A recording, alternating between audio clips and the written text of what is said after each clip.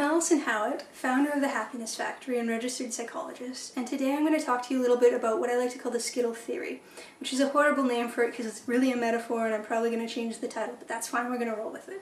So the Skittle theory is basically a way of looking at how much energy and attention and focus and all that good things we have to put into stuff, and how we get that back.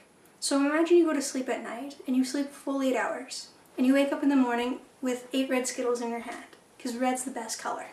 Only, we'll say that for whatever reason, it could be a baby or kids, or maybe you have a cold, or maybe you were stressing out, or who knows what, whatever reason. Last night you only had 6 hours of sleep. So you only have 6 red Skittles in your hand when you wake up. You climb out of bed and right away you stub your toe. Boom, there goes a Skittle. You're down to 5. You get ready for your day, you go off to work. The commute and work by itself, because it's the nature of the beast, it takes another 2 Skittles from you. Because that's just what it is. Only, there's that one coworker you have who you don't know how, but every time you interact with them, they just kind of suck your energy from you. So we'll say that they took one all by themselves, so you're down 3 Skittles. Which means you have 2 left from what you woke up with in the morning. It's the end of your day. You still have to go grocery shopping, cook the food that you actually buy, do your laundry, clean your house, clean up after your pets, make sure your kids are cared for, pay your bills, all the other adult stuff that we have to do, because that's what adults in our world have to do. Which is a lot more than 2 things. Which means that you're only going to be able to really do 2 things the way you'd want them to do. And after that, you're going to borrow from a bank that doesn't exist for a Skittle that you don't really have to force yourself to do the other things. Which means that when you're forcing yourself to do these other things that you don't have Skittles for, you're not going to do them the way you want to do them. Including interact with your partner. So the way you might want to do this is to say, hey, you know what, honey, I was thinking all day of how we interact, and I think if we could really do this for each other, we'd both really enjoy it better. Instead of saying it that way, you're going to say whatever comes to mind when you have no more Skittles left. Which, because you've been thinking about this all day, might be something like, you never do this for me. Why don't you ever do this for me? Don't you love me?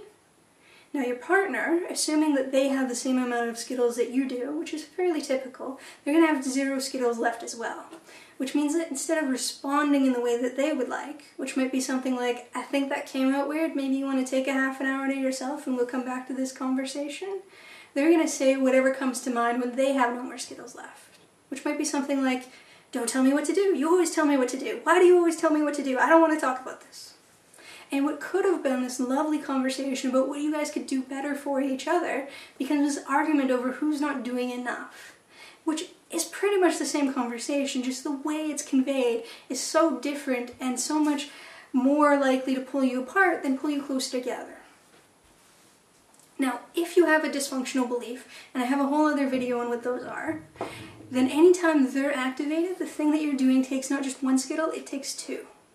So if you have a dysfunctional belief like, I'm not good enough, and it activates at work, instead of taking 2 Skittles, because that's work, it's going to take 4.